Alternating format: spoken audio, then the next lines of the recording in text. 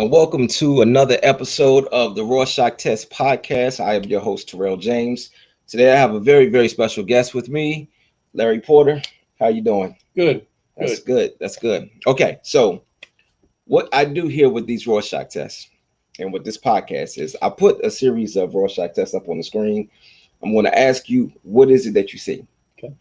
Based off of what you see, I'm going to link it to what you do and who you are. Okay.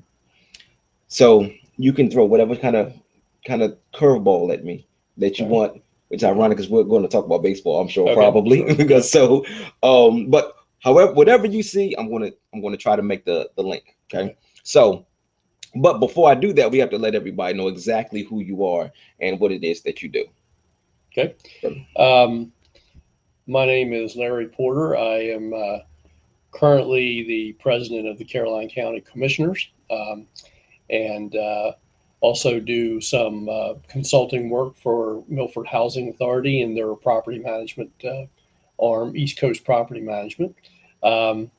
Retired from Cabell Corporation, which was a real estate property management and development company for about 30 years, and transitioned those properties to East Coast, the majority of those properties to East Coast. And so I'm doing some work for them now. Okay. So essentially you are the commissioner of Caroline County. I'm one of three. One of three commissioners. I'm the president of the commission. Okay. So for people who don't understand exactly what it is to be the commissioner, what does it mean? Like, what does being the commissioner do? Like, I mean, what does it mean, and what is your job title? Okay. Well, there are three commissioners that are elected every 4 years, and we are responsible for the overall operation of the county, setting the tax rate, passing the budget, adopting a budget for each fiscal year. We are responsible for setting policy, and we have a staff, of course, that works for us. We have a county administrator and other administrative people, but we meet every week during the year. During the summer, we meet every other week, and we discuss policy. We handle complaints from people, about anything to do with the county. We have department heads that report to us: Public Works, Department of Emergency Services, Planning and Codes, a number of different departments that report to us, and we set policy and guidance for those department heads. You're elected every 4 years. This is my third term. I came into office in 2010. We're coming up, the next election would be 2022. So, but every 4 years during the general election period, elected officials in the county are elected. The county commissioners, sheriff, register of wills, clerk of court, and so on. So it's a 4-year term every 4 years. Okay. So with the commissioner, with that position, you deal with the budget concerning the county, which is Caroline County, and then you I'm trying to figure out a way to simplify some of the other things, not only for the people that are watching, but also for me as I'm trying to link what you see on these Rorschach tests. Okay. You said, so the people, you said the public works, these people, they report to you as well. So when you say public works, you mean the police, firefighters? Public works is the roads department. Roads, okay. County roads, bridges. Okay. Our public works department also, for example, maintains the county buildings. Okay. So when we have offices in different buildings throughout the county, they are responsible for maintaining those, make sure that the facilities are working properly. Okay. Planning and codes, obviously, if you're going to go in to get a building permit to build something, or if you want to subdivide a piece of property, that is the department that you would go to. Parks and Recreation is a large part of the structure. Right now they're running their summer programs for kids throughout the county. The sheriff's department, the sheriff is an independent agency.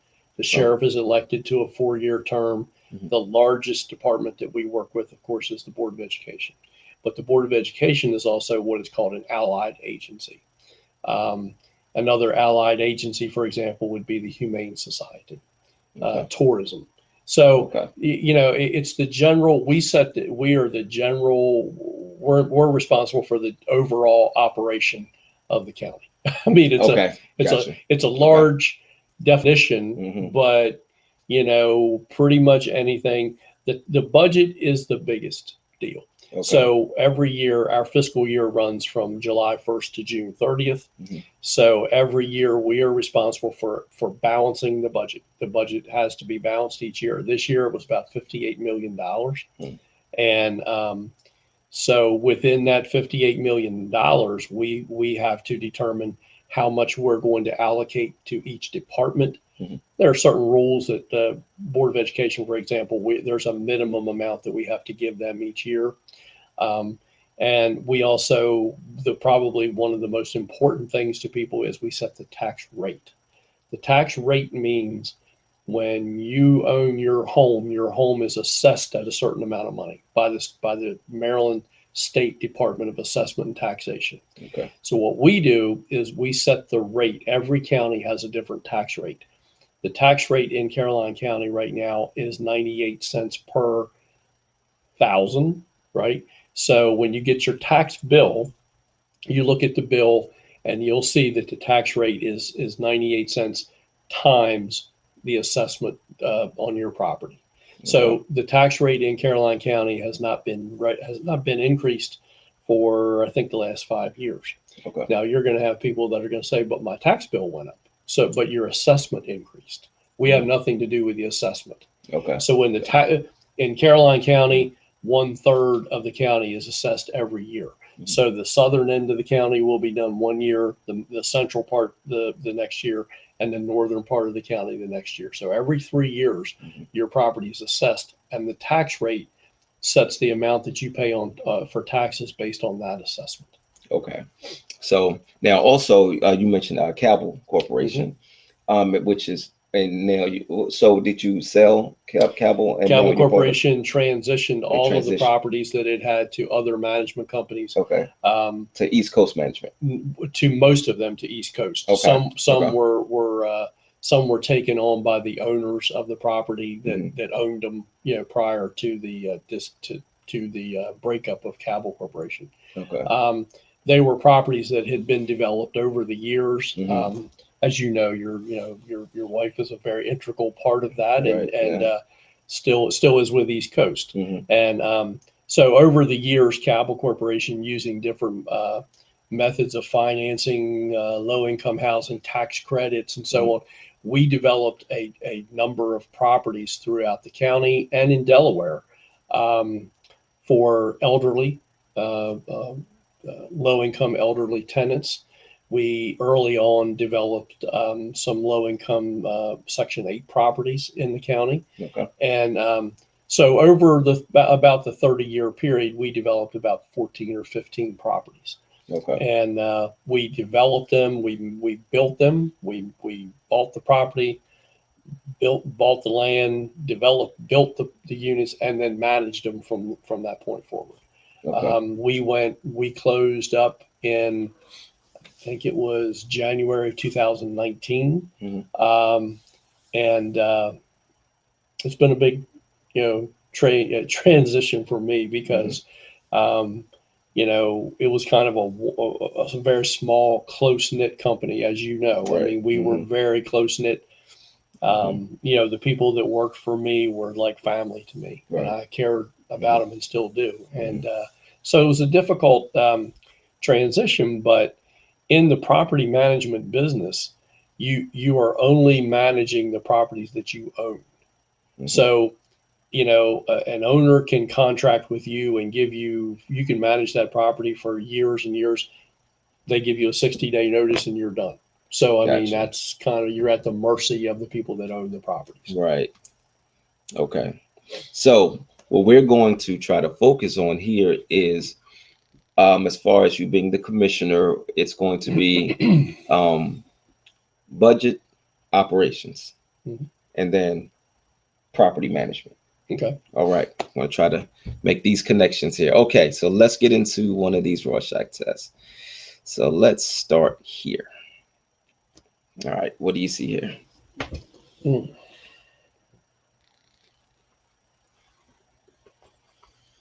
I see maybe like the skull of a prehistoric animal. Okay. All right. So I can't explain. you want to why, start off but making okay. this difficult for Yeah, me. The we'll- skull of a prehistoric. Do you can't quite put your finger on what animal it is? Well, I'm looking here at the eyes and maybe a Mhm. nose here. You know, I mean, it's maybe some type of I don't know, serpent, alligator, something like that. So, Okay. All right. All right. This is going to be interesting. See if I can make this connection. Now, what I see, it looks like two horse faces looking off. So it's one on the right side, one on the left side, and they're both looking, in opposite directions. mhm. I do see that face in the middle that you were saying. It doesn't look so prehistoric to me. Or an animal. Yeah. I mean, it's some type of animal skull. I guess I'll Okay. put it that way. So some type of animal skull. And I'm supposed to link this to what it is that you do. All right, let's see what I got here. All right, so and we can go with prehistoric. Hmm, prehistoric animal skull. Actually, before we even do that, I do want to ask you another question. You're really, so you were a baseball player, right? Well, I played baseball in college and Okay. still, and yeah, I played a good amount of baseball in my youth, but not. I Okay. mean, you know, um, But you have a love for baseball, though. I have a love for the game. Hmm. Um, I'm a little bit disappointed with the Orioles right now, and I Okay. certainly understand the rebuilding process. But boy, they're getting on my last nerve with this stuff because I mean the last World Series they won was 1983. Hmm. That's a long time, and they've Yeah. been rebuilding for a long time. But Yeah. no, I love the game. Players come and go, Right. but the game is what I love, and as irritated as I get, I'm usually still, sitting here watching, the game until I just can't anymore. And then Hmm. but no, I love the game, and Hmm. I loved coaching. Hmm. I loved, I went to the Oriole fantasy camp twice and got to meet a lot of the older players, Hmm. um, but I love the game. I mean, it's interesting. There are several times when I'm riding my bike or something, and I ride by the Little League park, and there'll be a Little League game. I'll just stop and watch it because Hmm. I just like to see the kids play. I Right. just love to Right. see the kids play. I like to see listen to the sounds of the game, and Hmm. and just watch the parents who are and I've been in that situation with my two boys, and where you see the mother sitting there. It's always the mother. The fathers are pretty, they're pretty cool, but the Hmm. mothers are the ones. And Really? oh yeah, yeah, yeah. And you'll see them sitting there, and Uh, if it's a close game, uh-huh. you'll see them sitting there, and they'll count. Hmm. And if it's the games coming to the end of the game, they'll be 1, 2, and they realize that their kid might be the one to make the last out of the game, and you can just see them. They're just sitting there, It's praying. But no, it's great, Uh-huh. and yeah, yeah. Mhm. So what I did just now, I asked you about baseball, because I do eventually, I do want to see if I can make some sort of link with you in baseball because I know about your love for baseball. But also, I was buying myself time to try to figure out Okay, how well, to use, yeah, and it worked. So, good. but so you say you saw a prehistoric skull. Mhm. So, history. There's a lot of history in this area. Mhm. So you as the commissioner, as you the president of the commissioners here, and there are a lot of so and I believe you said something about tourism, a lot of Mhm. tourism here. Mhm. So the people who I guess they preserve the landmarks in this Right. area, do Mhm. they have to come to you in order to do that? Or to get, or at least to get a budget so that they can and as a matter of fact, are you connected to any of the people in this area who are owners of the landmarks? Well, our tourism department in Caroline County, we provide an amount of money to that department. Okay. But we do not hire the director. The tourism department is actually operated by a board of directors. Mm-hmm. That board of directors is representative of all areas of the county. We can appoint the board of directors, but we don't. We give them money. They raise money by advertising. They raise money by fundraising. Mm-hmm.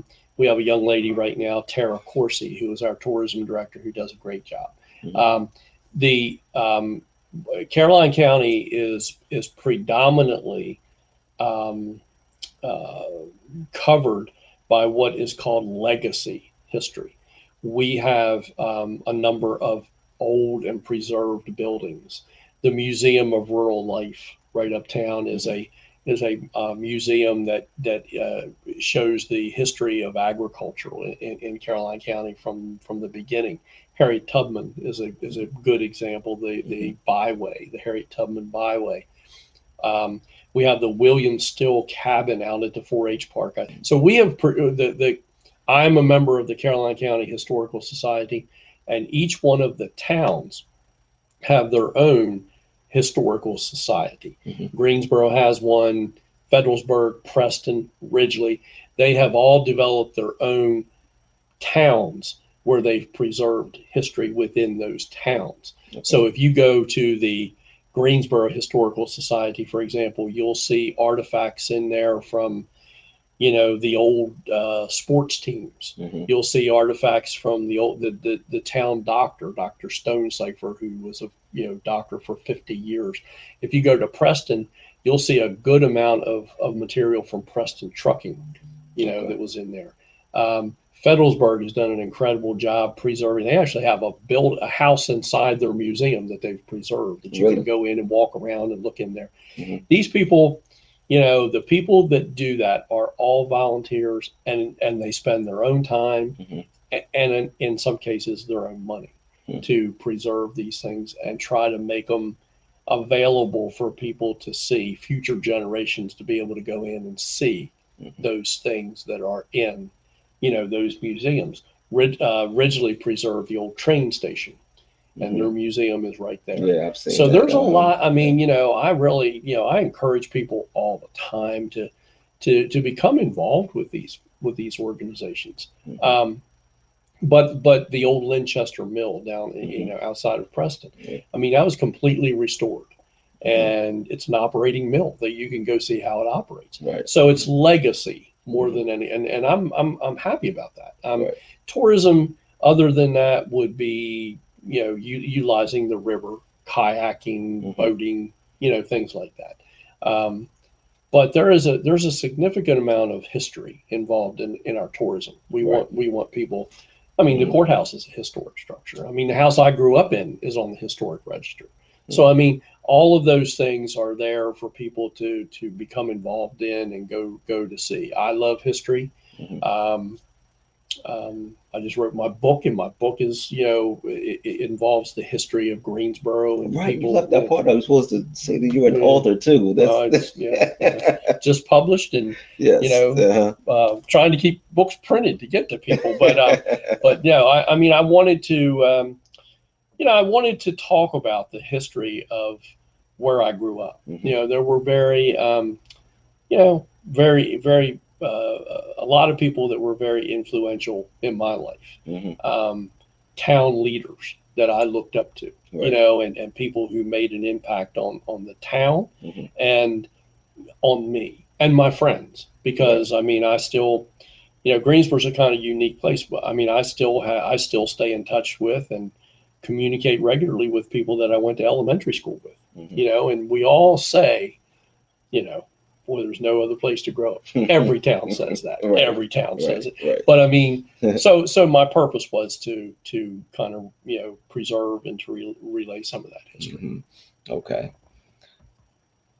That sounds good. Okay. Well, let's get into another test here. Okay. Let's see if I can make this easier on myself, because it's only so much buying time I can do. All right. What do you see here?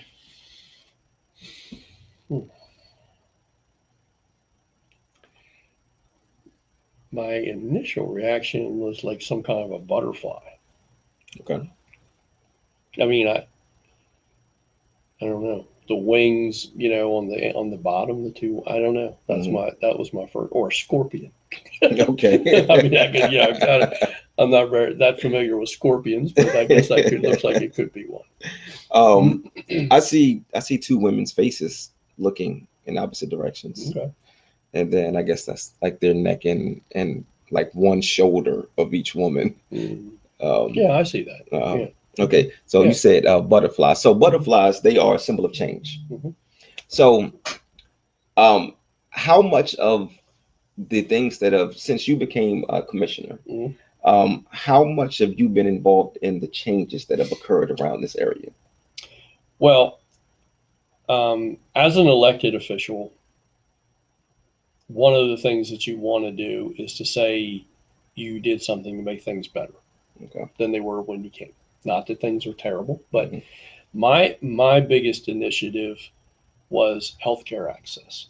I wanted there to be a significant change in the way people were able to receive just very basic healthcare. In 2010, when I came into office, Caroline County was the only county in the state of Maryland that didn't have either a hospital or even an urgent care center. So when I was a kid growing up in this county, if you cut your finger, if you had a child and your child had a temperature, you had to, if it was significant, you had to go to another state, Dover, Delaware, or to another county, Easton, for treatment. And so when I came into, and we had town doctors, we all had them, and God only knows. I mean, there's a whole section in my book about Dr. Stone's life where each town had a town doctor. But if you needed a biopsy, if you needed X-ray, you had to go away to do that. So when I came into office in 2010, there happened to be a change at that time at the level at Shore Health at Easton. And a guy named Ken Kozel came in as the CEO of Shore Health. We kind of came in at the same time. I didn't know him. He didn't know me. One of the first meetings that we had, he came in to explain to us what our health metrics were in the county. And he basically told us that we were last in everything you didn't want to be last in, and we were first in everything you didn't want to be first in. And I'm like, and he goes, and according to the Maryland Department of Health, it's because you don't have enough fresh fruit and vegetable stands in the county. Okay. And I'm like, so it couldn't be because we don't have a hospital or an urgent care center, right? That doesn't have anything to do with it. Well, at that point, he and I kind of came to a little agreement that we were going to work on that.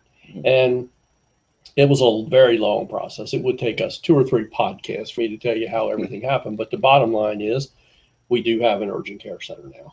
We do have a health pavilion where you can go get testing, you can get blood work done, you can get imaging done. We do have dialysis in this county. In the prior years, you had to go to Easton.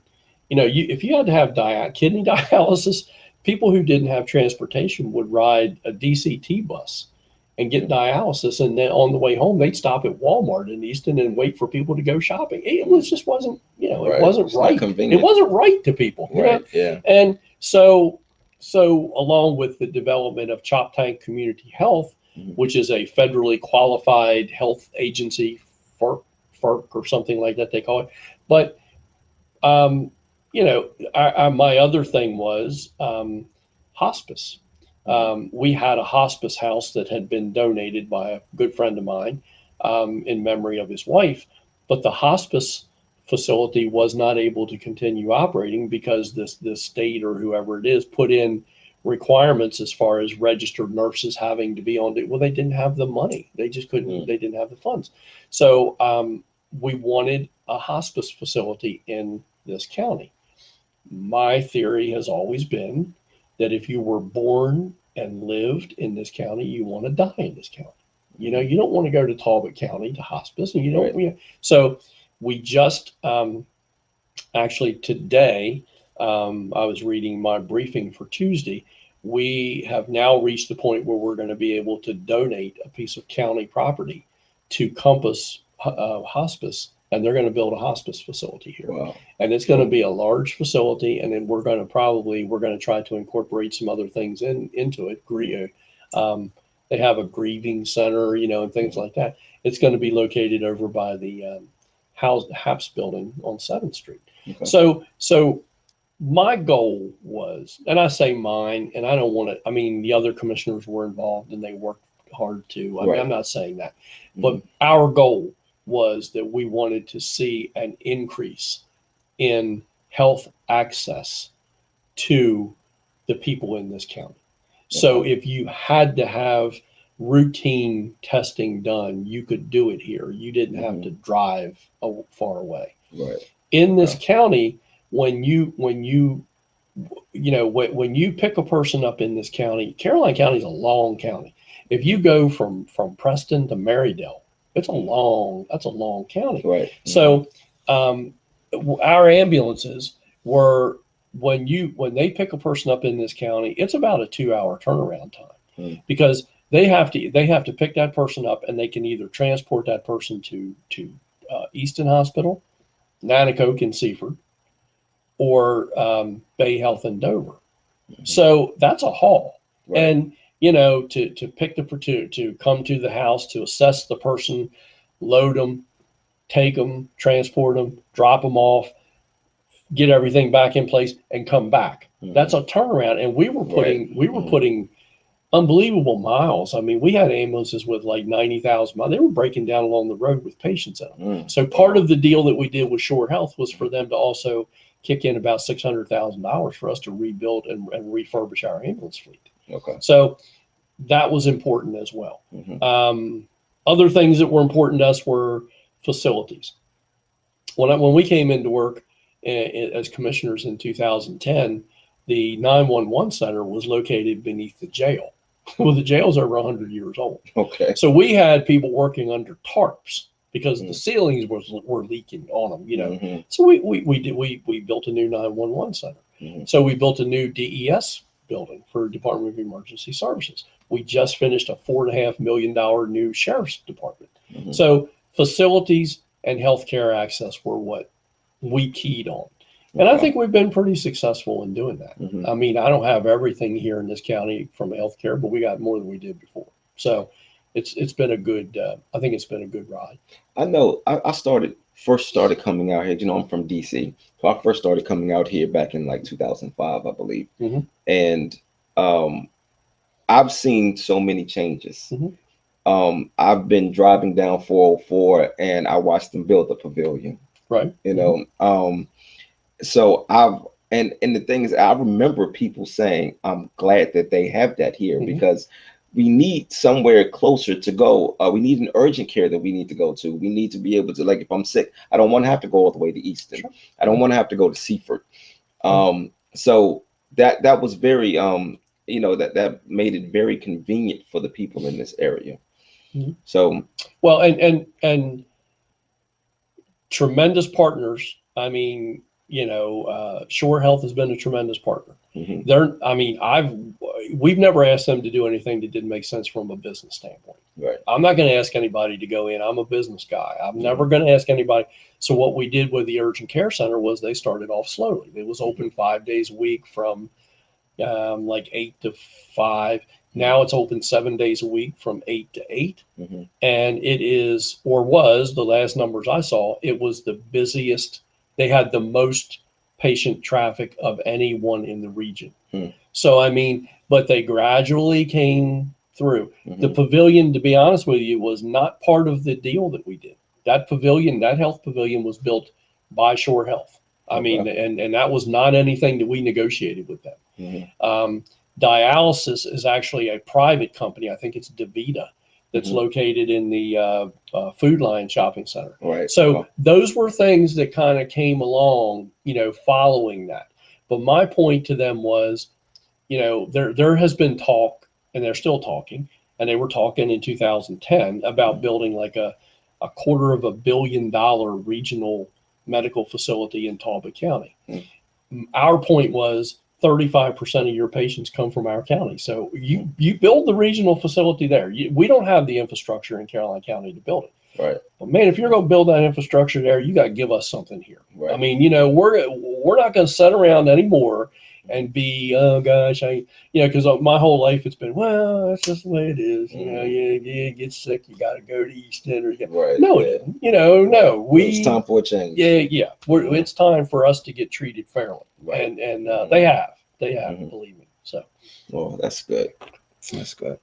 Okay, so we're going to get into another test here. Let's let me see here. I want to kind of try and see if I can spice it up a little bit. You know what? I know what I'm going to do. Let's go here. What do you see? I don't know. So I see it looks like a fox's face in the middle. I see, and then just all around it, it looks like a bunch of ice, glass, maybe snowflakes. Yeah. Okay. Yeah. You see anything else? I don't. Nothing that I can differentiate. Okay, so snowflakes. All right. I felt like I was on a roll till you said that. Now. All right. So snowflakes. Okay. All right. Right. Snowflakes. Public works. You said the public works was that's more so. Are there people out there they take care of the streets? Yep. Right. Okay.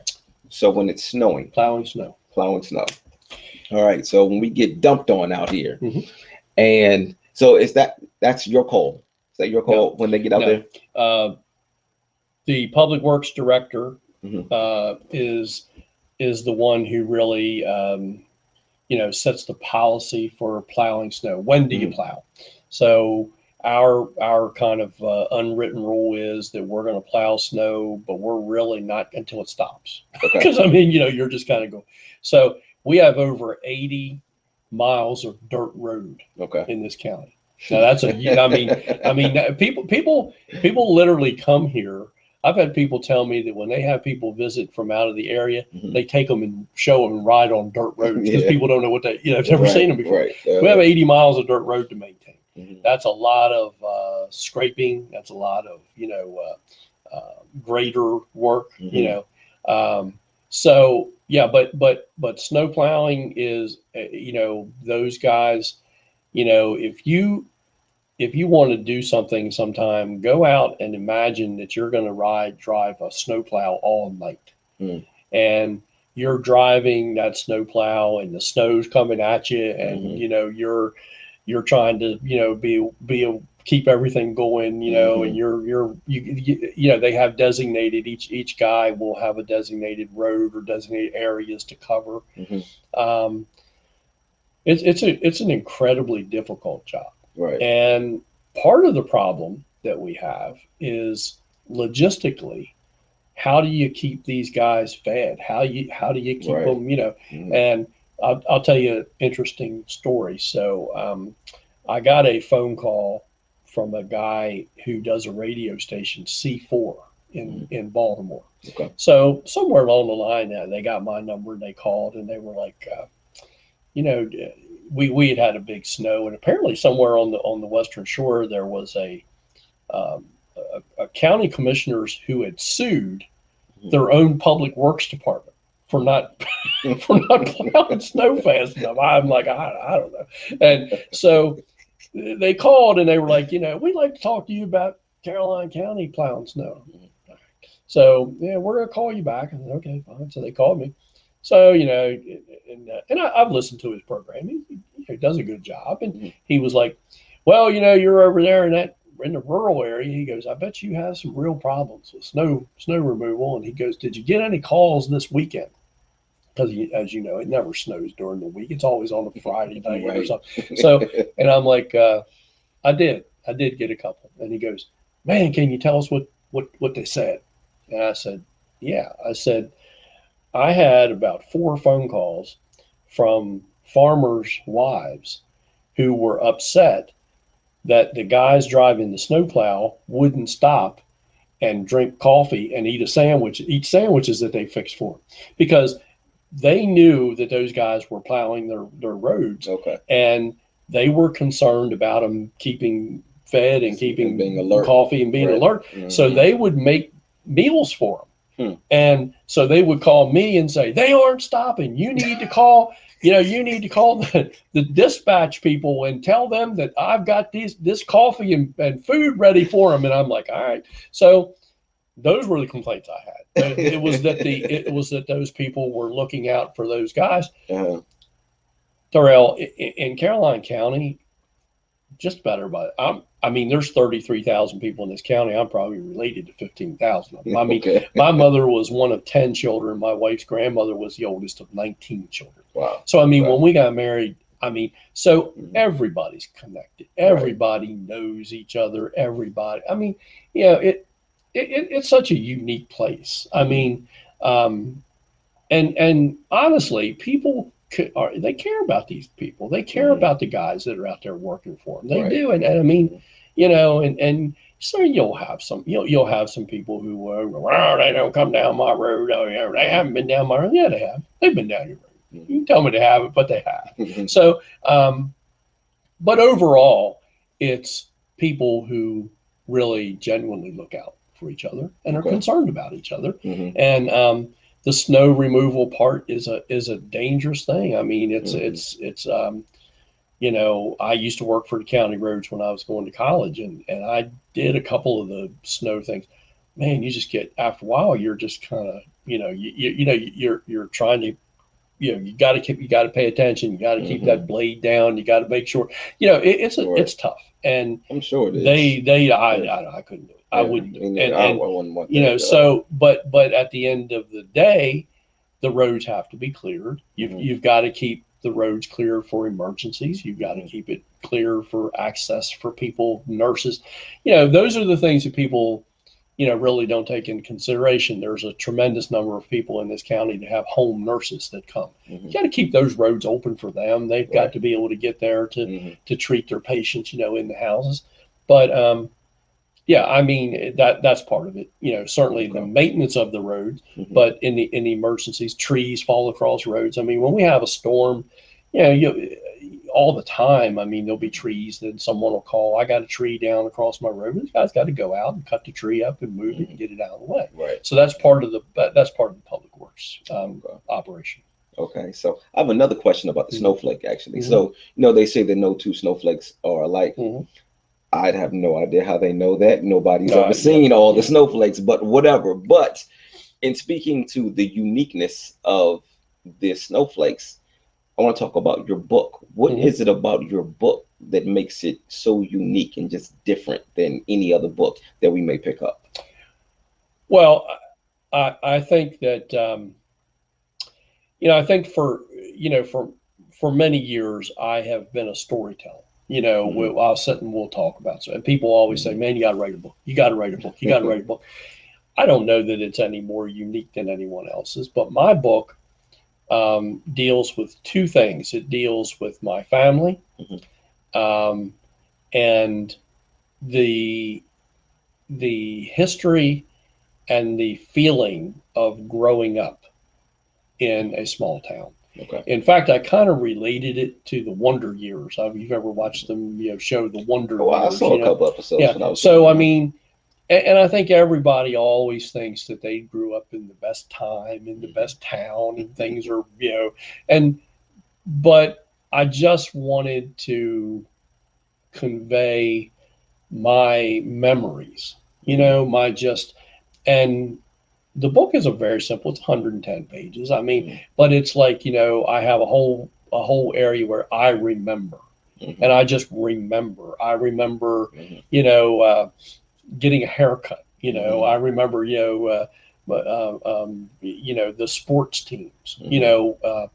In those days, I don't hate to keep making myself sound any older than I am, but in those days, I mean, I graduated from high school in 1970. So we're talking about the 60s, growing up. In those days, there wasn't a lot of sports on television. I mean, they would have a game of the week or something, but today you can watch an Oriole game every night. They broadcast every one of them. You watch a ball game anytime you want. Those days, we didn't watch, we played. And the adults played. So, on Sundays, they had what they called the Eastern Shore Soccer League. And guys would play on Sundays. They would travel from town to town. Denton would play originally. They would play Denton. They'd go to Tillman Island and play. And and as youngsters, we looked up to those guys like people do professional athletes. There are guys in Greensboro right now, and I write about them in my book, that I'm so intimidated by them that when I see them, I can't even talk, because I mean, they were like professionals to me. And so there's a section in there that I talk about. I have a dream, and my dream is playing ball on the playing softball on the field. And if I could go back and do it just one more time, but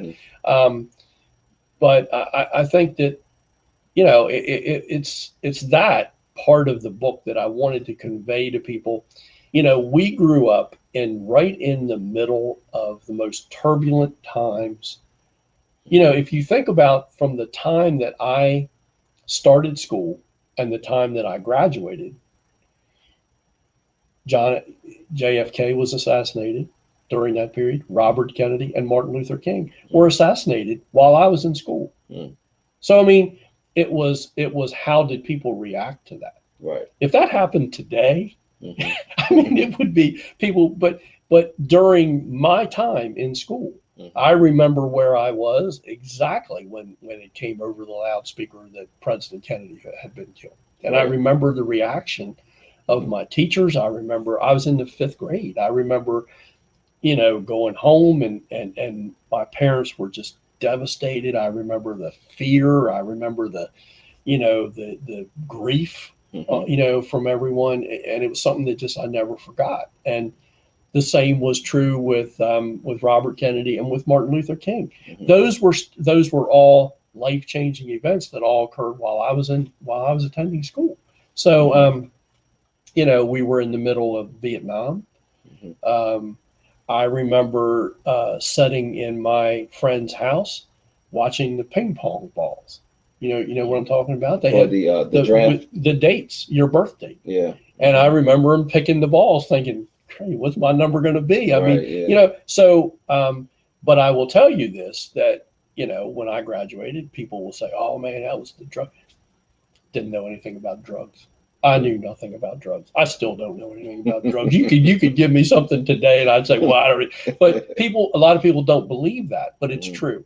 Right. We did not. It was like we were watching that from a prism. It was like that stuff was going on all around us, but we didn't really know anything. I mean, so, but it was a unique time. It was a very turbulent time, to grow up, and most of the people in the town, the men were all military. They had been in World War II, right? They were military guys. They had left home. They had served, and then they came home to start their family. It was just a really different time. I knew every single person that lived in every house. You couldn't do anything wrong. I mean, my mother be waiting. She'd be waiting when I got home, and so, whether I did it or not, so and so said you did. So, so I mean,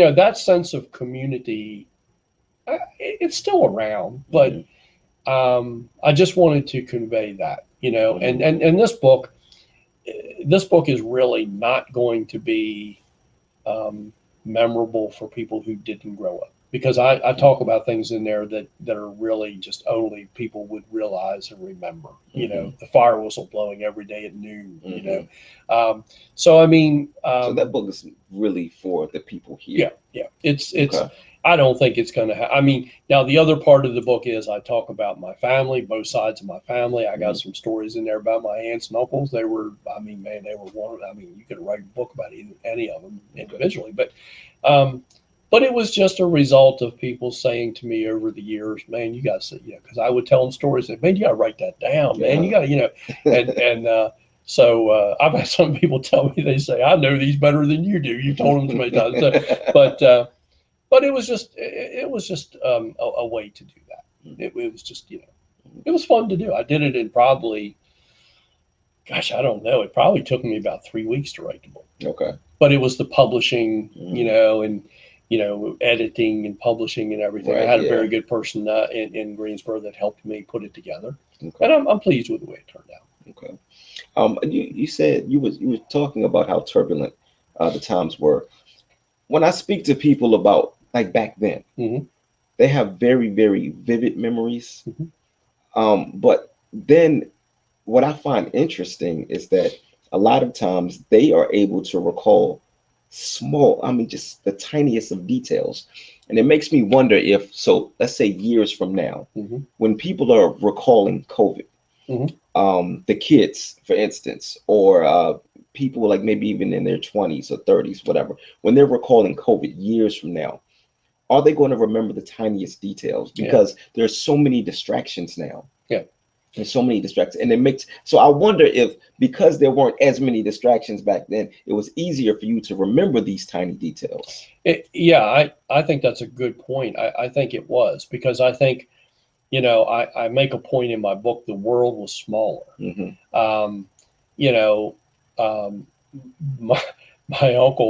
My uncle took a guy who had grown up in Goldsboro and had probably never really left Goldsboro very much in his whole life. I mean, he took him to Annapolis one time on a Sunday to buy some beer. And on the way home, my uncle asked him, he said, well, what'd you think about it over there? And he goes, son, it's a nice place. They got a lot of pretty women, but God bless America. I'll never leave the United States again. He thought he had left the country when he went across the Bay Bridge. So, I mean, those are stories that I've told, but it's true because, we didn't really travel. Right. I mean, my father worked in Newark, Delaware, and at Chrysler Corporation. And he had to get up at 4:30. It was a 75-mile drive one way. So I mean, he drove for 30 some years, and there were a number of people that they carpooled. They picked him up on the way and dropped him off. Commissioner Levingood's father worked at some point with my father, but a vacation for us was to go away for a day somewhere. I mean, we didn't fly anywhere. I mean, I flew after I was married, but it was a much more, we made our own entertainment. Right. We made up games. We played, if we played basketball in the back of my house, and if it rained or snowed, you went and got, refrigerator boxes and cut them up and put them down. It was like the parquet floor at Boston Garden, right? So, I mean, but we just didn't, I don't know, my friend, Tony Giannotto, my friend, longtime friend, his dad took me to my first Major League Baseball game. And I was amazed. I mean, I could hear the players talk, and I guess it never occurred to me they talked to each other, I mean, just regular talk. But we didn't go. I mean, it was, we visited family, but it was a smaller world. I think it was a simpler world, no cell phones, no computers, no, you came home when the street lights came on, and so, but, just a smaller, more, I mean, the towns, there were businesses in Greensboro that men worked, pet milk plant, all they're all gone now. I mean, all of the whole town was small town businesses. We didn't have malls. So, I mean, you had 3 barber shops, you had a drugstore, you had a pool room, you had, a shoe shop, you had clothing stores, groceries, all of that was there in that town. So and those were the businesses that built the town. They were the businesses, and they were the business people. Right. A big hardware store. You could go to the hardware store and get something, and Mr. Jimmy Butler would keep a little tab and write it down that what you got.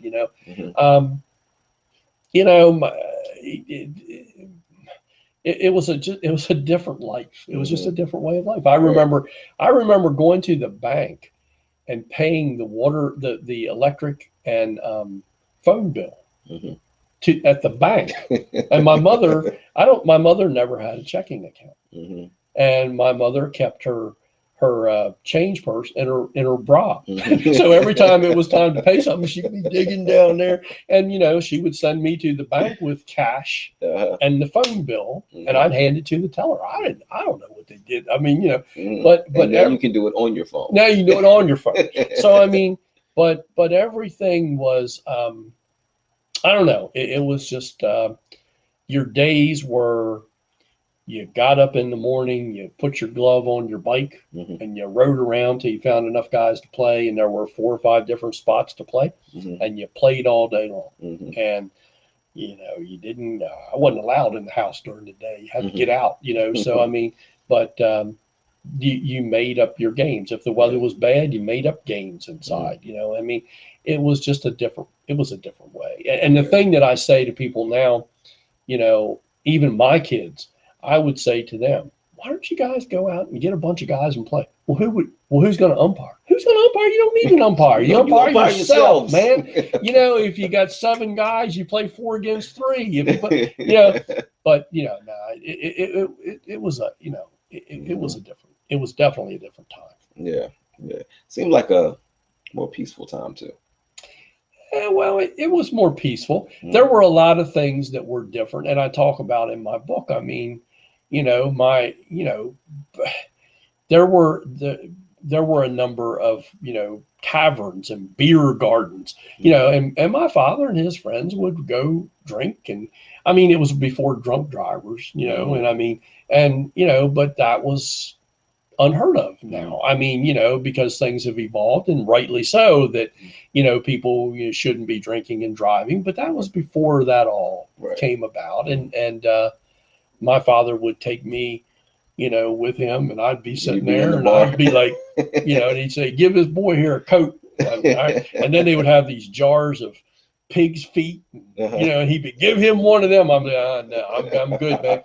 And boy, you got to eat that. That'll make a ball player out of you. So, but I mean, that couldn't happen today. Right. So, I mean, and I don't know that any of us are the worse for the wear. I mean, but, it was, families were very close knit families with each other. I mean, I got pictures of other families in my book, that people who lived near us, and those were like my brothers and sisters. And to this day, we call each other brothers and sisters. And I think, I think it was, to me, it was a good time, but there were certainly things that I think were, I mean, you look back and look at different things, and you say, well, gosh, that wasn't the greatest thing that could ever happen. But I mean, overall, I think we have a tendency to remember the good things, and I do. But again, the book it's not going to mean anything, I don't think, to anybody who, unless they just want to read the stories. But I mean, it's not going to resonate with people unless they can say, yeah, I remember that. I remember, but it's been fun to do. Yeah, and I'm going to read the book. I have the book, so I'm going to read the book. Of course, those stories won't resonate with me because I'm from DC, but because I know you, and because and you have shared stories with me, in the past, so there will be certain things that where I will be able to make certain connections.